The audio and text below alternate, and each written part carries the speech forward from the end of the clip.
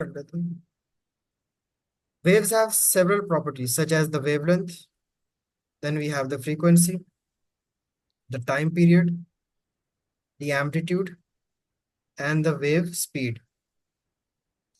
ये क्या है? This is the wave length, जो कि जी, एक length of crust the wave है। क्रस्ट और ट्रफ टू ट्रफ। एग्जैक्टली एक क्रेस्ट से लेके अगले क्रेस्ट तक या फिर एक ट्रफ से लेके अगले ट्रफ तक। ठीक है, अगर मैं यहाँ पे एक वेव बना भी लूँ, so you can see from this point two this point this is one wave. और आगे एक और वेव अगर आप बना लो, कंटिन्यू कर लो, तो यहाँ पर एक क्रेस्ट से लेके एक क्रेस्ट तक भी एक वेव बनती है। ठीक है, this is known as wavelength. फिर आती है जी, frequency, which is the number of oscillations या फिर number of waves passing in one second. Frequency को बिल्कुल। हम 1/टाइम पीरियड से भी निकाल सकते हैं। और टाइम पीरियड आपके पास अब डिपेंड करता है, अगर आपके एक्स एक्सेस के ऊपर डिस्टेंस दिया हुआ है तो आपको एक्स एक्सेस आपका वेव लेंथ बताएगा। लेकिन अगर बिल्कुल एक्स वो एक्सेस एक के ही। ऊपर आपको सेकेंड्स या मिनट्स दिए हुए हैं तो वो आपको वहां उस वक्त एक टाइम पीरियड बताएगा, जो कि एक वेव का होगा। एम्पलीट्यूड क्या है? Amplitude is the maximum displacement. जी, वाई एक्सिस के ऊपर अगर ये देखो, एक पार्टिकल की maximum displacement from the mean position, ये हाइट, इसको हम क्या कहते हैं? एम्पलीट्यूड। जी, हाई वेव स्पॉन्टिन्यूड्स। स्पीड दो तरीकों से निकलेगी, या आप डिस्टेंस डिवाइडेड बाय टाइम या फिर फ्रीक्वेंसी मल्टीप्लाइड बाय लेमडा। एक फेमस वेव इक्वेशन आपको याद होगी, v is equal to F lambda. Got it? बिल्कुल। ठीक हो गया। उसके बाद we have two types of wave. एक होती है ट्रांसवर्स वेव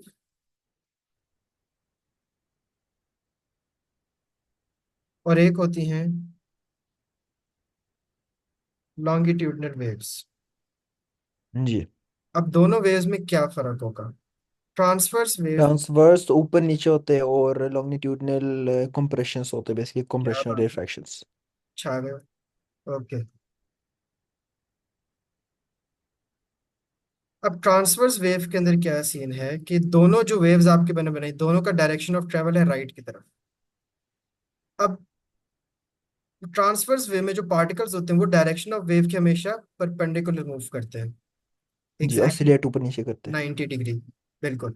जब वो परपेंडिकुलर मूव करेंगे we call it a transverse wave. लेकिन जब वो पैरेलल मूव कर रहे हैं, अगर डायरेक्शन ऑफ ट्रैवल भी राइट की तरफ है और ये भी राइट लेफ्ट ही पैरेलल मूव कर रहे हैं पार्टिकल्स, पैरेलल, ये होती है आपके पास लॉन्गिट्यूडनल वेव। दोनों की अगर हम एग्जांपल्स की बात करें, ट्रांसवर्स के अंदर आपके पास लाइट वेव है। जी, लॉन्गिट्यूडनल होता है sound for example. Good, good. ठीक है, लाइट वेव्स और इलेक्ट्रोमैग्नेटिक वेव्स मशहूर एग्जांपल्स हैं ट्रांसवर्स वेव की। इलेक्ट्रोमैग्नेटिक के अंदर आपको पता है आपके रेडियो वेव्स आती है, माइक्रोवेव्स आती है, इंफ्रारेड आती है, गैमा रेज आती हैं, एक्स रेज आती हैं, अल्ट्रा वायलेट रेज आती हैं, विजिबल लाइट आती है। और पैरेलल में सबसे मशहूर एग्जांपल है साउंड वेव्स, क्योंकि ये अल्ट्रासाउंड भी होता है। सारी गेम्स पार्टिकल्स की है, एयर पार्टिकल्स की वाइब्रेशन की, तो साउंड वेव आएगा जी, वहां पे सबसे पहले। अल्ट्रासाउंड भी होता है नहीं? Ultrasound, ultrasound is also electromagnetic wave. Hmm. Okay, EM wave, okay सही है। Okay, move next. नेक्स्ट हमारे पास एक चीज होती है, we call as superposition. This is a new concept. अब सुपरपोजिशन क्या होती है? इंटरफेरेंस। इंटरफेरेंस मतलब दखल अंदाजी, मिल जाना वेव्स का। ठीक है, उससे पहले हम बात करते हैं व्हाट आर फेजेस। हमने आईजीसीएस से पढ़ा है कि हर पॉइंट का एक हाईएस्ट पॉइंट होता है, एक लोएस्ट पॉइंट होता है, वो तो पुरानी बात होगी। बाकी पॉइंट्स का क्या कसूर है? सिर्फ हाईएस्ट और लोएस्ट क्यों देखते हैं हम? अगर आपको ये वाला पॉइंट किसी को बताना हो, कैसे बताओगे? नहीं बता सकते ना। ये वाला पॉइंट कैसे नहीं। समझाओगे किसी को? ये वाला कैसे समझाओगे किसी को? हम क्या करते हैं, सिर्फ क्रेस्ट पढ़ा, एक ट्रफ पढ़ा। अब एक वेव के अंदर डिफरेंट फेजेस होते हैं, जिनको हम या एंगल से बयान करेंगे या फिर रेडियंस, एक यूनिट होता है मैथ्स में, उससे बयान करेंगे ना। उससे पहले आपको बताना चाहिए कि एक वेव को अगर मैं चार हिस्सों में डिवाइड करूं, एक कंप्लीट वेव का जो साइकिल होता है दैट इज 360। हाफ वेव का साइकिल क्या होगा? 180। और उसका भी हाफ 90। और अगर 3/4 देखना हो, इतना हिस्सा है, तो वो 270। ये अगर है एंगल्स में देखूंगा। एक कंप्लीट साइकिल, ठीक है ना, वो हो जाएगा 360 का। This is one complete wave. Half wave हो जाएगी 180, ठीक है। फिर 90, वन क्वार्टर वेव। और 270 का मतलब क्या, 3/4 वेव। Got it. जी। अब 360 को हम रेडियंस में कहते हैं 2 पाई, 180 को हम कहते हैं पाई, 90 क्या हो जाएगा फिर, पाई/2, और 270 क्या हो जाएगा, 3 पाई/2। इसको एक दफा देखो, मैं 1 मिनट में आया, और फिर आपने मुझे पूरा समझाना है what have I written over here.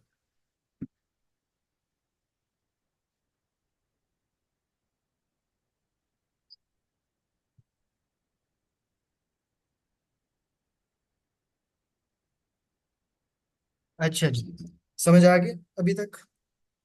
जी बिल्कुल, पाई होता है 180, तो आपने 2 × 180 किया, बनेगा 360। 2 पाई/2 बनेगा 270 नेचुरली, और पाई 180, गुड, पाई/2 बनेगा 90। एग्जैक्टली, ठीक है। अब दो वेव्स इन फेज होने का मतलब क्या हो, एक ये वेव है, और लेट्स से उसके सामने जो वेव, वो भी एग्जैक्टली सिंक है, इन फेज है। मतलब कि पहली वेव, वेव ए है, और ये वेव बी है। How are they in phase? इस वेव के पॉइंट के सामने बिल्कुल दूसरी वेव का भी वही पॉइंट आ रहा है। ट्रफ के सामने भी दूसरी वेव का एग्जैक्टली ट्रफ ही आ रहा है। इसको मैं कहता हूँ कि ये जो दोनों वेव्स थी, ये क्या है, इन फेज।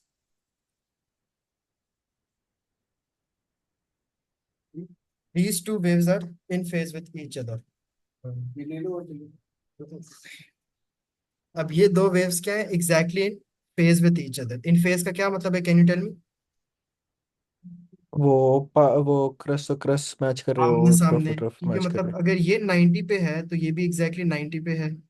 जब ये हो। टू बिल्कुल। सेवेंटी कर चुका होगा, इसने भी एग्जैक्टली 270 किया होगा। जब इसकी वेव जी। कंप्लीट 360 पे खत्म हुई, उसकी भी इतनी हुई। तो जब ऐसी दो वेव्स आपस में मिल जाएंगी, तो ये एक ही बड़ी वेव बना देंगी। मतलब कि if this had an amplitude of 2 centimeter and this one had an तो amplitude वो of 2 बनेगा 4। centimeter as well, सही है। ये क्या बन जाएगा, 4 सेंटीमीटर।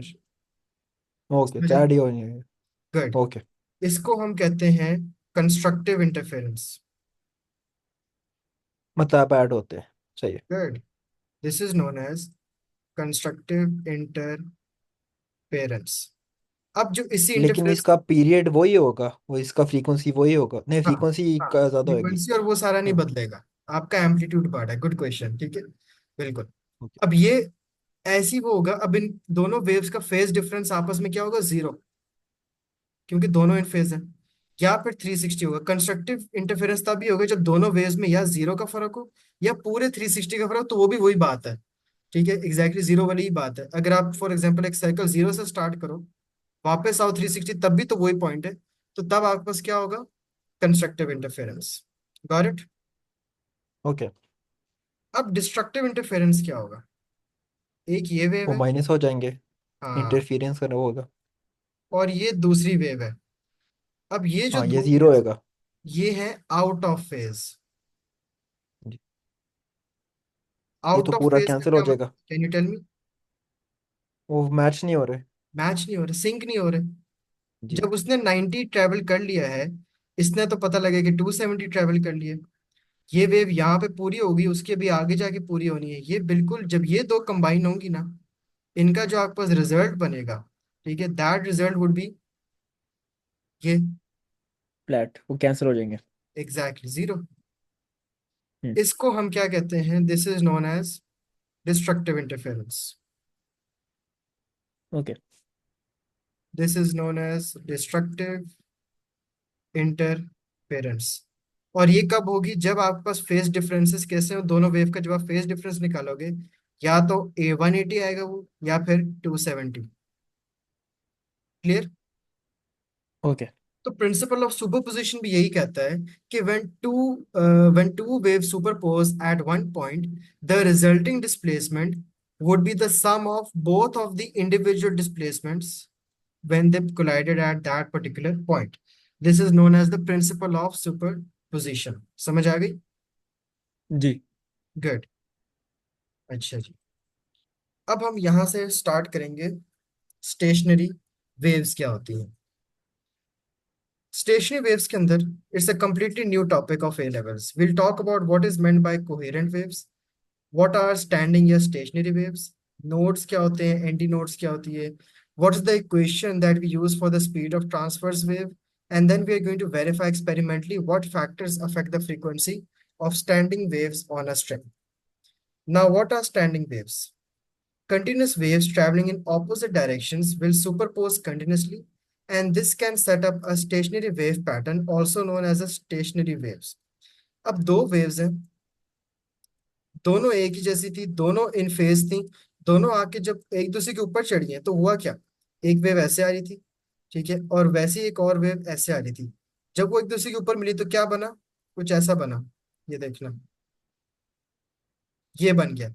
और अब ये लूप चलता जा रहा है और समझ ही नहीं आ रही थी कि किस डायरेक्शन में चढ़ा है, क्योंकि वो बिल्कुल एक जैसी एक दूसरे के ऊपर परफेक्ट सुपरपोज हो गई है।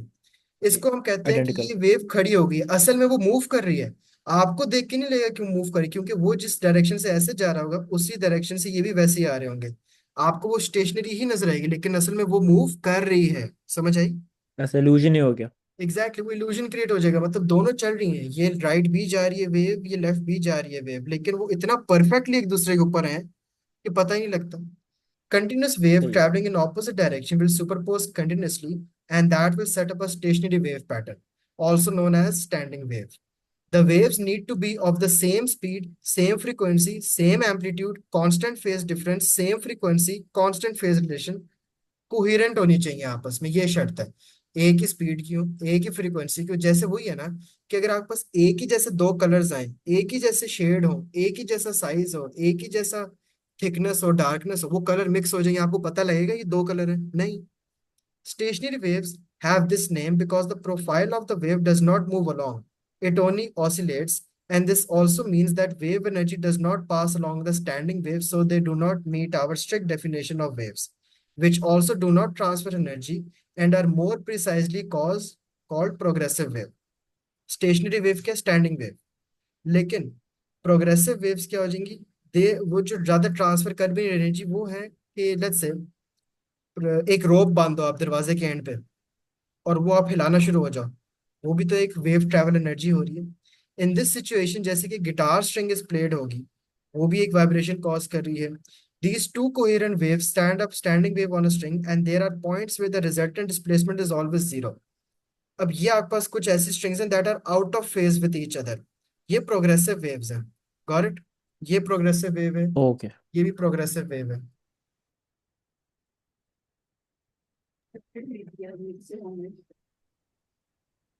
तो can you tell me what's the difference between this and this?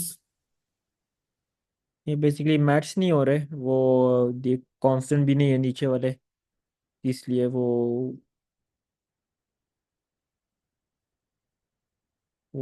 Same frequency same amplitude opposite direction, बहुत स्पेसिफिक होना चाहिए। ये दो हैं प्रोग्रेसिव वेव्स, और जो ऊपर वाली दो थी वो स्टेशनरी वेव थी। वो कब बनी? जब वो हाँ कोहेरेंट थी एक जैसी, ठीक है, जैसे ये जी। वाली थी, ये कोहेरेंट थी, और एकदम वो एक दूसरे ये के एक ऊपर। थियोरेटिकल होता है ये सिनारियो, ये वो होता है, थियोरेटिकल, होता भी है। Theoretical okay. देख रहे हैं। अब सही। हमने दो और पॉइंट्स की बात करनी, which are known as nodes and antinodes. अब नोड्स क्या होते हैं? ये एक वेव है, सिंपल है, ये नोड्स है where the mean displacement is zero, और मैक्सिमम डिस्प्लेसमेंट वाले पॉइंट्स को हम कहते हैं anti nodes. Depending on the frequency of the wave that produces the stationary wave by constructively interacting with its own reflection, the standing wave pattern that can be set up will have a corresponding wavelength, as the wave equation must be still be satisfied. अब figure सी में हम देखेंगे यहाँ पे, ठीक है, the first overtone. अब different overtones हमने बनाने हैं, और वो क्या है? अब ये कुछ थोड़ी सी फर्क चीज है। First let's talk about what are stationary wave, और फिर हम इन ओवरटोन्स के ऊपर आते हैं, या इनको हारमोनिकास भी कहते हैं। First harmonica, second harmonic motion, या third harmonic motion. Let's see what that actually is. अच्छा, लेकिन ये नोट्स हमेशा 0, 180, 360 डिग्री से होंगे जीरो, हमेशा। 180 और 3, बिल्कुल सही, बिल्कुल सही कहा है। ठीक है, और एंटी नोट ओके, 90 और 110 और 270। 90 हो गया 270। बिल्कुल बिल्कुल सही गेस कर ओके। लिया। Now let's talk about what are stationary and progressive waves.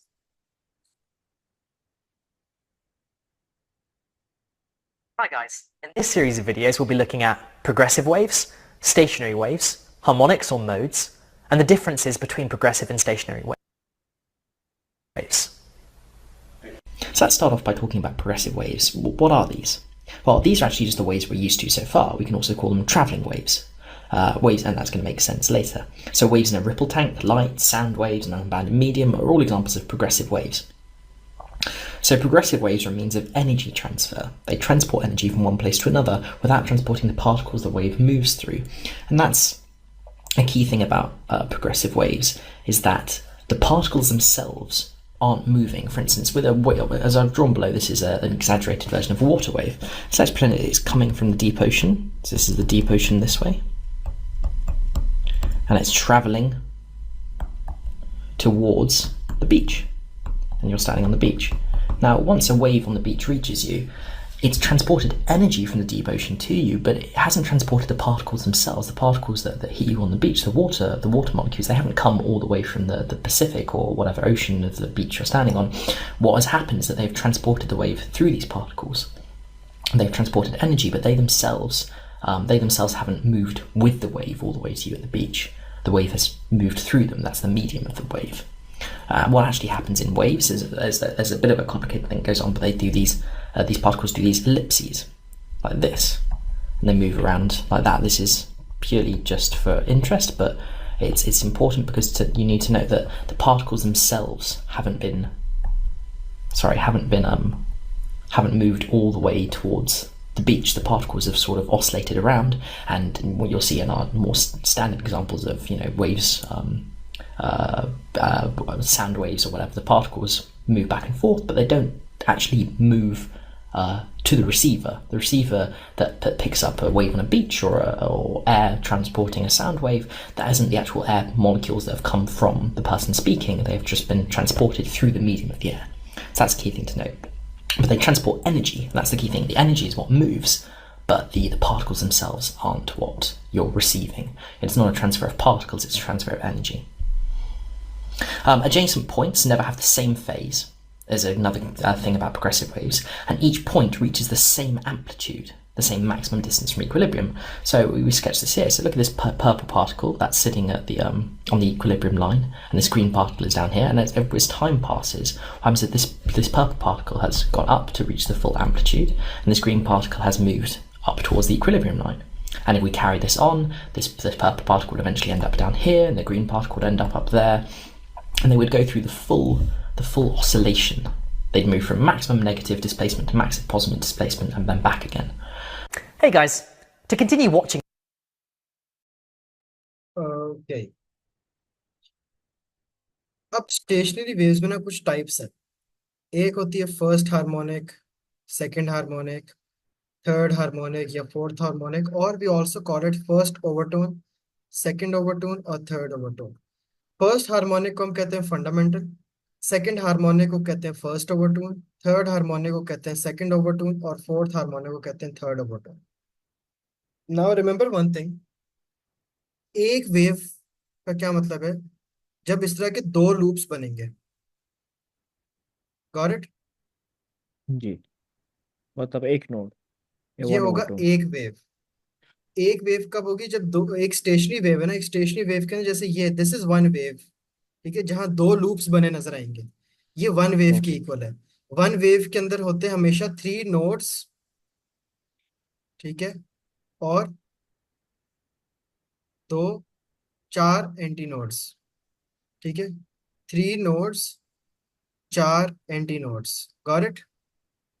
Okay. एक कंप्लीट वेव है। अब ये एक लूप है जिसकी लेंथ है एल, ठीक है। इसकी वेवलेंथ क्या होगी? जब इस तरह के दो एल आएंगे तो इस फंडामेंटल फर्स्ट हार्मोनिक की वेवलेंथ होती है is equal to two L. अब जैसे ये दूसरा है फर्स्ट ओवरटोन या सेकंड हार्मोनिक में, ये लूप रिप्रेजेंट कर रहा है एल को, इसकी वेवलेंथ क्या एल, क्योंकि ये खुद एक पूरी वेव है। फिर आप second okay, overtone third harmonic को देखो, इसकी लेंथ क्या है एल। ये कितनी वेव्स हैं? एक और तो आधी, तीन। 1.5। हाँ, विच तो दो ही मीन्स चाहिए, तो 2L/3। ये हो जाएगी 2L/3। गुड जॉब, ठीक है। फिर हम्म। थर्ड ओवर टू कितनी है, दो वेव्स है। 4, तो L/2 अगर कर आपको लेते हैं। इधर वेव निकालनी है, अगर आपको यहाँ पे वेवलेंथ निकालनी है, तो आपको एल को डिवाइड बाय टू करना पड़ेगा, तो आपके पास हम्म। एक वेवलेंथ आएगी। तो याद रखनी है कुछ चीजें, या तो समझ के कर लो या फिर रट्टा लगा लो, कोई मसला नहीं है। ठीक है, समझ आ गई ना वैसे सारे के। अगर जो आखिरी वाला है, आखिरी वाला। हाँ, हमें दो ही चाहिए, तो 2L/3, क्योंकि तीन टोटल है। हाँ, ये 4 ये बनेगा 2L/4, टेबल लगता है 2 2, तो L/2। ठीक है, अब आपको ये भी एल है। यहाँ पे अगर आपको कैलकुलेट द वेवलेंथ, तो the wavelength would be equal to L by two, क्योंकि हमें पूरा एल नहीं चाहिए, हमें आधा एल चाहिए, that is equal to one wavelength. So बिल्कुल। here's a worked example as well. A guitar string of length 65 centimeter vibrates in its fundamental mode. The speed of waves in the string is 362 meter per second. What are the wavelength and the frequency? तो ये आपके पास उसने बता दी कि fundamental node के अंदर move कर रही है। तो फंडामेंटल नोड की आपको सबसे पहले पता होना चाहिए कि वेवलेंथ इज इक्वल टू वो 2L। 2L। Good job. मतलब कि आप पहले ही वेवलेंथ कैसे निकालो, क्योंकि आपको स्पीड निकालने के लिए क्या क्या चाहिए, बल्कि हमने क्या निकालना है, एफ फ्रीक्वेंसी। लेमडा फ्रीक्वेंसी हमें फ्रीक्वेंसी भी निकालना है। और वेवलेंथ भी, ठीक है। अब आपको अगर फ्रीक्वेंसी निकालने के लिए दो चीजें चाहिए, वी भी, ठीक है। वी तो आपको दिया हुआ है 362 क्वेश्चन में। लेमडा कहाँ से जी आएगा, लेमडा की जगह आप लिख दो 2L, क्योंकि फंडामेंटल नोड की बात हो रही है। तो F is equal to three बिल्कुल। Sixty two divided by two into 65 into 10⁻⁻², क्योंकि वो सेंटीमीटर में है। और फिर यहाँ से जी आपके पास एफ निकल आएगा। लेमडा कैसे निकाला, 2L करके। अगर यहाँ फंडामेंटल मोड के बजाय वो कहते हैं कि वेव थर्ड ओवर वो है थर्ड ओवरटोन में, तो आप एल को हाफ कर थर्ड टू देते। L/2। हम्म। ठीक है, 0.65 टू 0.2, 0.5, एग्जैक्टली, तो ठीक वो है, आप बनेगा उसको हमारा। हाफ कर देते, 65 डिवाइड बाई टू कर देते। क्लियर हो हाँ, गया। ओके, तो डिपेंड सारा करता है वो, और उसका लेंथ। बिल्कुल, सही है। फंडामेंटल है, कौन सा ओवरटोन चल रहा है, ये सारी चीज क्लियर हो जाएगी, तो आगे तो ज्यादा कुछ भी है आपके पास बिल्कुल भी नहीं रह जाता। Let me show you one other thing as well. वो कहाँ गया, हाँ ये वाला।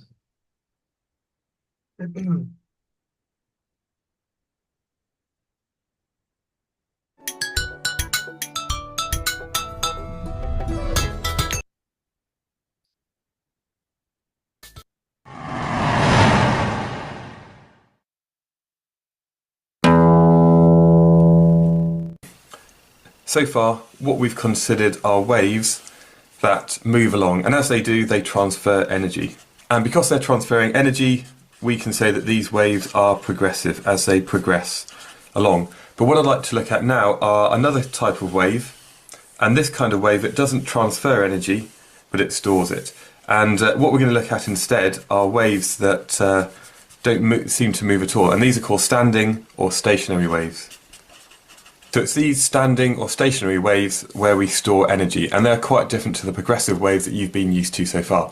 So how are these waves formed? Well, if we have a progressive wave that is moving along, and it reflects off some kind of boundary or perhaps an endpoint, the reflected wave will come back, and this time the reflected wave will have the same kind of amplitude and phase difference, and it's the interaction of these two waves where we look at superposition and the overall resultant that gives us a standing wave.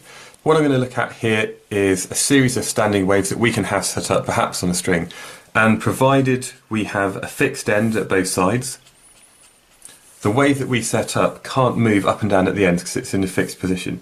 And what I have here is the first standing wave that we produce. And what we have is at the end it can't move, and this is what we call a node, or effectively there's no displacement at the node. We also have a point of maximum displacement, which is an opposite to a node, and this is what we call an antinode. And all I've drawn in here is effectively the maximum and the minimum position of perhaps a string which is vibrating. I can repeat it for perhaps the second kind of standing wave that we can fit in. So again, we're going to have the ends must be constrained, but this time there's another wave that is actually the length of one complete wavelength. And if I draw that as one of its waveforms, the opposite to this at the other extreme, half a cycle later, looks a bit like this. And again, we have a node at each end. We also have a node, or a point of no displacement in the middle, and then we have an antinode and another antinode. Now the key thing about this is that because this is one wavelength, the distance from a node to another antinode is equal to the wavelength of that wave over 2. In this one here, this is also equal to the wavelength over 2, and so on. And if we repeat the process, what we have here, although they're slightly dodgily drawn, we do have various other standing waves that can be set up within the same distance. From the diagrams so far, they all look a bit static, so this is what it would look like. Here we have a couple of nodes and the particles moving up and down in the middle, and then we also have another wave that has 3 nodes and also one that has 4. Looking in a bit more detail at these various diagrams here, perhaps we have a string that has length L. And what we have here is the first standing wave that we can produce. What we call this is the fundamental. For this fundamental, because the length is equal to the wavelength over 2, we can say that the wavelength is equal to 2L. And this happens at a certain frequency, which we call F0 or F0. And that is the fundamental frequency of that standing wave. Now there's another one here. This time, what we call this is the second harmonic. The reason being that the fundamental frequency is the first harmonic, and the second harmonic, the wavelength is equal to the length of that string, and we call this, where it basically has twice the frequency of the first one. And what we then have is the third and the fourth. And what we find with many musical instruments is that because we have all these harmonics, we have various multiples of that fundamental frequency.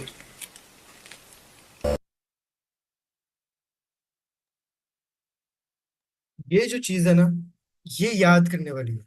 हर दफा समझने का obviously time नहीं होता, एक दफा समझ आओ फिर उसके बाद आप याद रख सकते हो कि सबकी L is equal to wavelength, की वेवलेंथ टू एल कैसे कन्वर्ट करना है और एल टू वेवलेंथ कैसे कन्फर्म करना है। दूसरा तो बहुत इजी है, wavelength is equal to the length. जो उस वक्त उस लूप की लेंथ है वही उसकी वेवलेंथ है, क्योंकि 2 लूप्स ही मिलके एक वेव बनाते हैं। फिर बाकियों की फ्रीक्वेंसीज भी इजी है याद रखना, फर्स्ट सेकंड थर्ड फोर्थ की फ्रीक्वेंसी भी 1 है, फिर 2F है, फिर 3F है, और फिर 4 टाइम्स F है। समझ आ गई? जी। लेकिन मतलब हमेशा नोड से नोड हमेशा आधा वेवलेंथ होता है। आधा वेव होता है, एग्जैक्टली। ओके, सही है। Waves on a straight spring travel at a speed that is affected by the tension in the string। और टेंशन क्या होती है, एक ऑपोजिट पड़ती है। जैसे एक चीज यहाँ बॉल लटका हुआ है, इस पे जो टेंशन पड़ेगी वो ऑपोजिट होगी, वेट इसका यहाँ पे होगा। तो the equation for the speed of wave in a string, अब स्ट्रिंग के अंदर जो एक वेव होगी वो आपके पास निकलती है v इज इक्वल टू, ये एक नया फॉर्मूला है जो आपको याद रखना पड़ेगा, which is v is equal to square root of tension over the mass per unit length. एक कांस्टेंट है म्यू से हमने उसको रिप्रेजेंट किया होता है। If the wave equation is combined with the wave equation, we can get a equation that tells us of the frequency। अगर मैं इस v की जगह लिख दूं f lambda is equal to square root of tension over mu। Mu क्या चीज है, मास पर यूनिट लेंथ, एक हमने एक यूनिट दे दिया। तो उधर से हमारे पास फ्रीक्वेंसी भी निकल सकती है। कैसे?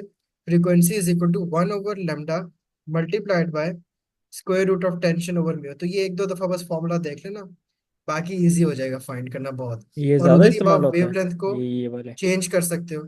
जब ये फॉर्मूला बन गया तो इस वेवलेंथ को आप क्वेश्चन के हिसाब से 2L करो, L करो, 2/3L करो, वो आपकी मर्जी है। समझ आ गया? डिपेंड करता है। डिपेंड सही करता है। है। अब ये आपके पास एक क्वेश्चन है, इसको देखो और आपने मुझे पूरा एक्सप्लेन करना है। How fast do waves travel in a string that is held under 75 Newton tension and has a mass per unit length mu? Mu की वैल्यू क्या है? 5 into 10 to power -4। What would be its fundamental frequency? Fundamental का मतलब क्या है? 2L, first harmonic। Twelve वाला। Fundamental बिल्कुल। frequency if the string was 75.5 centimeter long। तो फॉर्मूला लगा लो, हमने फ्रीक्वेंसी हाँ, निकाली। तो v फॉर्मूला इक्वल होता टू है रूट ये, ऑफ टेंशन ओवर म्यू। तो टेंशन गिवन था 75 न्यूटन्स ओवर 5 इंटू 10 माइनस वो बनेगा म्यू हमारा। तो वो निकालेंगे हमारा v 3.87 मीटर पर सेकेंड। ये एफ नॉट क्यों होता है? एफ ही है, वही है fundamental frequency F0। Okay, F not, okay सही है। तो उन्होंने एफ नॉट वो रीअरेंज करके v equal to F lambda किया है उन्होंने v। और ये उन्होंने लैम्डा एफ उधर सब्जेक्ट नीचे बनाया चला तो गया, लैम्डा 2L बन गया। बिल्कुल उन्होंने वो एफ फ्रीक्वेंसी सब्जेक्ट बनाया तो 1/2L हमारा वो फंडामेंटल फ्रीक्वेंसी वो का है, उसका लेंथ ओ into root of tension over mu. तो वो सारे हमारा वैल्यूज पुट कर रहे हैं। तो 1/2 into 0.7555 multiply by root of 75 over 5 × 10⁻⁴, तो हमारा फ्रीक्वेंसी F0 बनेगा बेस्ट। 256। So, for a summary, stationary or standing waves is a wave which has oscillations in a fixed space with regions of significant oscillations and regions with zero oscillations which remain in the same location at all times. Coherence wave which must have the same frequency and a constant phase relationship, and coherent waves are needed to form a stable standing wave. Progressive wave is a means for transferring energy via oscillations. Nodes are the region on a stationary wave where the amplitude of oscillation is zero, and antinodes are the amplitude जहाँ पे maximum होता है जिन points पे। Sonometer एक और apparatus होता है which you don't need to much know about। ठीक है। डायफ्रैक्शन ये वही पुराना वाला है, फिर डायफ्रैक्शन आ गया, और wave interference is a completely new topic जो हम फिर कल वाले लेक्चर में इसको स्टार्ट करेंगे, और आपका 3B भी खत्म हो जाएगा कल वाले लेक्चर के अंदर। गॉट सही इट? है। ओके।